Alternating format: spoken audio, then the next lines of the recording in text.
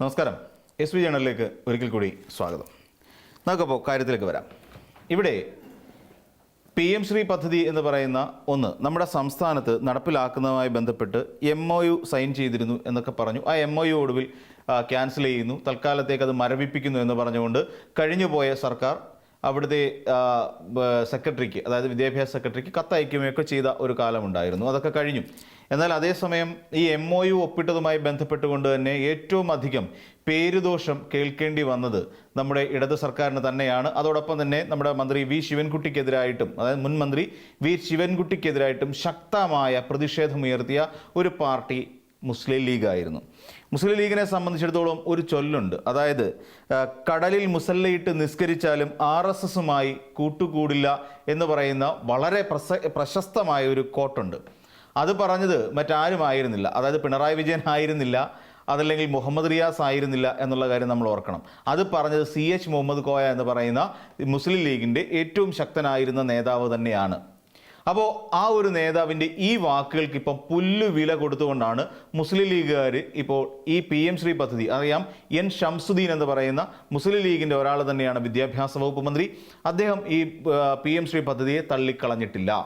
അപ്പോൾ CH പറഞ്ഞിരുന്നത് എന്താണ്? CH പറഞ്ഞിരുന്നത് RSSുമായി, അതായത് കടലിൽ മുസല്ലയിട്ട് നിസ്കരിച്ചാലും RSSുമായി കൂട്ടുകൂടില്ല. അത്ര ഗതികെട്ട അവസ്ഥയിലേക്ക്, അതായത് ഈ നാട്ടിൽ നിന്ന്, അതായത് ഇവിടുത്തെ മുസ്ലിങ്ങളെ മുഴുവനായി ഇവിടുത്തെ പള്ളികൾ സഹിതം പൊളിച്ചു കളഞ്ഞ് അവരെ സ്ഥാനഭ്രഷ്ടരാക്കി അവരെ അറബിക്കടലിലേക്ക് ഇറക്കി വിട്ട് കഴിഞ്ഞിരുന്നാലും അവിടെ ഇട്ട് മുസല്ലയിട്ട് നിസ്കരിക്കും.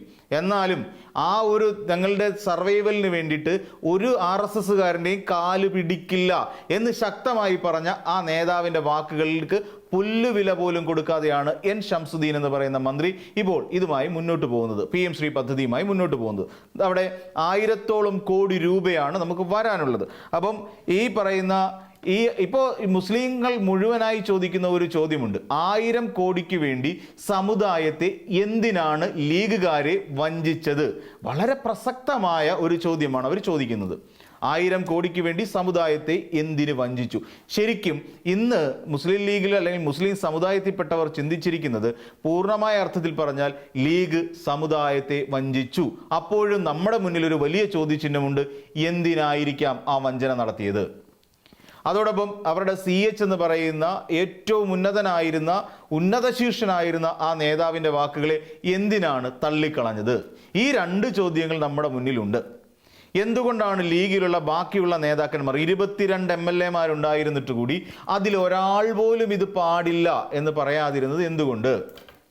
ഇതെടുത്ത് അറബിക്കടലിൽ കളയും, PM ശ്രീ ബില്ലെടുത്ത് അറബിക്കടലിൽ കളയുമെന്ന് ആർജവത്തോടു കൂടി പ്രസംഗിച്ച KM ഷാജി പോലും എന്തുകൊണ്ടാണ് മിണ്ടാതിരിക്കുന്നത്? ആണും പെണ്ണും കെട്ട മുഖ്യമന്ത്രി ആയതുകൊണ്ടാണ് PM ശ്രീ പദ്ധതിയിൽ കഴിഞ്ഞ സർക്കാർ ഒപ്പിട്ടത് എന്ന് ഘോരം വാദിച്ചു കൊണ്ടിരുന്ന PMA സലാമിന് എന്തുപറ്റി? എന്താണ് മൗനമായിരിക്കുന്നത്? ഇങ്ങനെ നിരവധി ചോദ്യങ്ങളുണ്ട് ഉയർത്താൻ. ആ ചോദ്യങ്ങളുടെ എല്ലാം ഉത്തരം അന്വേഷിച്ച് നമ്മൾ പോകുമ്പോഴും അത് ചെന്ന് നിൽക്കുന്നത് ED, എൻഫോഴ്സ്മെന്റ് ഡയറക്ടറേറ്റ് എന്ന് പറയുന്ന ഒരൊറ്റ ഉത്തരത്തിലാണ് എന്ന് കാണാൻ സാധിക്കും. എങ്ങനെ, എന്തിനാണ് ഈ പറയുന്ന മുസ്ലിം ലീഗിലുള്ള ഓരോ നേതാക്കന്മാരും, കുഞ്ഞാലിക്കുട്ടി അടക്കമുള്ള അവരുടെ പാണക്കാട് തങ്ങന്മാരടക്കമുള്ള എല്ലാവരും എന്തിനാണ് EDയെ ഭയപ്പെടുന്നത്? കാരണമുണ്ടെന്നേ. ചന്ദ്രിക എന്ന് പറയുന്ന പത്രവുമായി ബന്ധപ്പെട്ടുകൊണ്ട് ഏകദേശം 10 കോടി രൂപ മണി ലോണ്ടറിങ്, അതായത് വെളുപ്പിച്ചെടുത്തു, കള്ളപ്പണം വെളുപ്പിച്ചെടുത്തു എന്ന് പറയുന്ന ഒരു കേസ് EDയുടെ മുന്നിലുണ്ട്. ആ കേസ് ഇനി എപ്പോഴെങ്കിലും ഇവർ PM ശ്രീ പദ്ധതി വേണ്ട എന്ന്, അല്ലെങ്കിൽ ശക്തനായ ആ CHന്റെ നിലപാട് ഏതെങ്കിലും ഒരു നേതാവ് സ്വീകരിച്ചാൽ, അല്ലെങ്കിൽ അതിനുള്ള ചങ്കൂറ്റം അവർക്കുണ്ടായാൽ ഉടനെ ED വരും.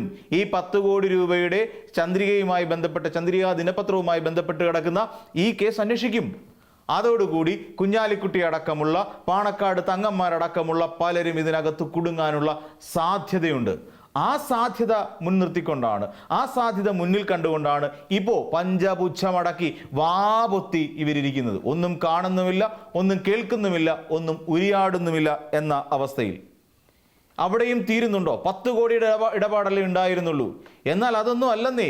നമുക്കറിയാം, AR നഗർ സഹകരണ ബാങ്കുമായി ബന്ധപ്പെട്ടുകൊണ്ട് ഏകദേശം 80,000-ൽ പരം വരുന്ന അക്കൗണ്ടുകളിലൂടെ കോടിക്കണക്കിന് രൂപ വെട്ടിച്ചു എന്ന് പറഞ്ഞുകൊണ്ട് KT ജലീൽ അതായത് കഴിഞ്ഞ MLA ഉയർത്തിയ ഒരു വാദമുണ്ടായിരുന്നു. നമ്മളെല്ലാവരും അത് മറന്നിട്ടുണ്ടാവാൻ സാധ്യതയില്ല. AR നഗർ ബാങ്കുമായി ബന്ധപ്പെട്ടുകൊണ്ട് ആ ബാങ്കിൽ നിന്ന് കോടിക്കണക്കിന് രൂപ വെട്ടിച്ചതിൻ്റെ പേരിലുള്ള മറ്റൊരു കേസും ലീഗിൻ്റെ തലയിൽ വാളായി തൂങ്ങിക്കിടക്കുന്നുണ്ട്. അപ്പോൾ ED ഭയം നല്ലേ പറ്റൂ.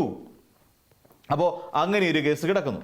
ഇനി മറ്റൊന്ന് നോക്കിക്കോളൂ, അവിടെ കഴിയുന്നുണ്ടോ? മലപ്പുറം ജില്ലാ സഹകരണ ബാങ്ക്. ജില്ലാ സഹകരണ ബാങ്കിൽ 200 കോടി, വെറും 266 കോടി രൂപ വെളുപ്പിച്ചു എന്ന് പറഞ്ഞുകൊണ്ട് അവിടെയും കിടക്കുന്നു. അപ്പോൾ ഇതെല്ലാം കൂടെ പരിശോധിക്കുമ്പോൾ ഇനിയും മുസ്ലിം ലീഗ് എന്ന് പറഞ്ഞ ഒരു പാർട്ടി, അല്ലെങ്കിൽ മുസ്ലിം ലീഗ് ഞങ്ങൾ PM ശ്രീയിൽ ഒപ്പിടില്ല എന്ന് N ഷംസുദ്ദീൻ തീരുമാനിച്ചാൽ, കുഞ്ഞാലിക്കുട്ടി സാഹിബിനെ പിന്താങ്ങിയാൽ, KM ഷാജി അതിനോടൊപ്പം ചേർന്ന് നിന്ന് കഴിഞ്ഞാൽ, അങ്ങനെ ഇവരെല്ലാവരും കൂടി, എന്തിനേറെ പാണക്കാട് സയ്യിദ് അലി ശിഹാബ് തങ്ങൾ അതിനോട് ചേർന്ന് നിന്നാൽ വരുന്ന പ്രശ്നം, ഇവരെ എല്ലാവരെയും അഴിക്കുള്ളിലാക്കാൻ, ഇവരെ മണിക്കൂറുകളോളം EDയുടെ ക്യാമ്പിൽ കൊണ്ടിരുത്തിക്കൊണ്ട് ചോദ്യം ചെയ്യാൻ വേണ്ട വകുപ്പുകൾ അവരൊക്കെ തന്നെ ഉണ്ടാക്കി വെച്ചിട്ടുണ്ടെന്നേ. അതുകൊണ്ട് തൽക്കാലം ഈ CHനെ മറന്നു കളയാം. CHനെ ഇനി ഓർത്തുകൊണ്ടിരുന്നിട്ട് എന്ത് കാര്യം? CHനെ നമുക്ക് തൽക്കാലത്തേക്ക് മറന്നു കളയാം. അദ്ദേഹം പറഞ്ഞ വാക്കുകളെ മറന്നു കളയാം. നമുക്ക് നമ്മുടെ നിലപാടുകളെ മറന്നു കളയാം. RSSനോടൊപ്പം ചേർന്ന് നിന്നുകൊണ്ട് പ്രവർത്തിക്കാം. അതിനുവേണ്ടി PM ശ്രീയിൽ ഒപ്പിടേണ്ടി വരും. ഇന്ന് നമ്മുടെ വിദ്യാർത്ഥികൾ മുഗളന്മാരെ കുറിച്ച് പഠിച്ചില്ലെങ്കിലും കുഴപ്പമൊന്നും സംഭവിക്കാനില്ല. അവർ മുഗളന്മാരുടെ ചരിത്രം അറിയില്ല എന്ന് മാത്രമേ ഉള്ളൂ. ഇവിടെ രാംലല്ല പ്രതിഷ്ഠയാണ് രാജ്യത്ത് ഏറ്റവും അധികം ഉണ്ടായത്. ബാബറി മസ്ജിദ് ഇന്ത്യയിൽ ഉണ്ടായിരുന്നിട്ടില്ല എന്ന് നമ്മുടെ ഇതിൽ വന്നു കഴിഞ്ഞാൽ തന്നെയും മുസ്ലിം ലീഗുകാർ പഞ്ചപുച്ഛമടക്കി മിണ്ടാതെയിരിക്കും. അന്നും ഈ പറയുന്ന ലീഗ് എടുത്ത നിലപാട് നമുക്കറിയാം കേട്ടോ, ബാബറി മസ്ജിദ് പൊളിക്കുന്ന സമയത്ത്. അപ്പം ഇങ്ങനെ ഈ കേരളത്തിൽ എന്നല്ല, ഇനിയിപ്പം അറബിക്കടലിൽ നിങ്ങൾ മുസല്ലയിട്ട് നിസ്കരിക്കാൻ പറഞ്ഞു കഴിഞ്ഞാലും അത് ഏറ്റെടുത്തുകൊണ്ട് അറബിക്കടലിലേക്ക് മുസല്ല എടുത്തുകൊണ്ട് ഇറങ്ങാൻ തയ്യാറായി നിൽക്കുന്ന ഒരു പറ്റം ലീഗുകാരുണ്ട് നമ്മുടെ കേരളത്തിൽ. ഒന്നിനും എതിർക്കാതെ ഈ പറയുന്ന RSSകാർ എന്താ പറയുക, കുനിയാൻ പറഞ്ഞാൽ മുട്ടിലിഴയുന്ന ലീഗുകാരുണ്ട് നമ്മുടെ കേരളത്തിൽ. അവരാണ് മുസ്ലിം ലീഗ് എന്ന് പറയുന്ന പാർട്ടിക്കകത്ത് ഉൾപ്പെട്ടിരിക്കുന്ന കുഞ്ഞാലിക്കുട്ടി അടക്കമുള്ള നേതാക്കന്മാർ. അങ്ങനെ തന്നെയല്ലേ ചെയ്തുകൊണ്ടിരിക്കുന്നത്? അറബിക്കടലിൽ കളയുമെന്ന് പറഞ്ഞ KM ഷാജിക്ക് മിണ്ടാട്ടമില്ല. ആണും പെണ്ണും കെട്ട മുഖ്യമന്ത്രിമാരുണ്ടായാൽ ഇതല്ല ഇതിനപ്പുറവും സംഭവിക്കുമെന്ന് പറയുന്ന PM സലാം എന്തുകൊണ്ടാണ് മിണ്ടാതിരിക്കുന്നത്? ഇവരെല്ലാം ഇന്ന് RSSന്റെ നോമിനിയായി പ്രവർത്തിച്ചുകൊണ്ടിരിക്കുന്ന നമ്മുടെ ഈ പറയുന്ന VD സതീശൻ എന്ന് പറയുന്ന നമ്മുടെ മുഖ്യമന്ത്രിയുടെയും മുന്നിൽ ഇങ്ങനെ മുട്ടുമടക്കി ഇഴഞ്ഞുകൊണ്ടിരിക്കുകയാണ് എന്ന് പറഞ്ഞാൽ അതിലൊരു തെറ്റും പറയാൻ പറ്റില്ല. കാരണം അത്രത്തോളം ഇവരിങ്ങനെ തകർന്ന് അടിഞ്ഞ് ഇപ്പം നമുക്കറിയാം. എന്നിട്ട് ഇവരെന്ത് ചെയ്തു? സമുദായത്തിൻ്റെ ഒറ്റുകാരെന്ന് വിളിച്ചുകൊണ്ട് ഇവരെല്ലാവരും കൂടി പുറത്തേക്കിറങ്ങി. ഇപ്പം MSF എവിടെ? ഇവിടെ വിദ്യാഭ്യാസ സംരക്ഷണത്തിന് വേണ്ടി ഊറ്റം കൊണ്ട MSF എവിടെ? ഇവിടെ അക്രമ സമരങ്ങളുമായി മുന്നോട്ട് പോയിക്കൊണ്ടിരുന്ന യൂത്ത് ലീഗ് എവിടെയാണ്? ഇവർക്കാർക്കും മിണ്ടാട്ടവും ഉരിയാട്ടവും ഇല്ല. എന്നിരുന്നാലും മലപ്പുറം ജില്ലാ കമ്മിറ്റി വെറുതെ ഒരു കത്ത് അവിടേക്ക് അയച്ചു, പുനഃപരിശോധിക്കണം, ഒന്നും നടക്കാൻ പോകുന്നില്ല എന്ന്. ഈ കത്ത് അയച്ചു കൊടുത്ത അവിടുത്തെ എന്താ പറയുന്നത് ജില്ലാ കമ്മിറ്റിക്ക് വരെ കൃത്യമായി അറിയാം ഇതൊന്നും നടപ്പാകാൻ പോകുന്നില്ല. കാര്യം ഇതൊരു ഏകാധിപത്യത്തിലേക്ക് പോയിക്കൊണ്ടിരിക്കുകയാണ്. ഇവിടെ VD സതീശൻ പറയുന്നതനുസരിച്ച് മാത്രം ചലിക്കുന്ന വെറും കളിപ്പാവകളായി മാറിയിരിക്കുകയാണ് ഇവിടുത്തെ മുസ്ലിം ലീഗ്.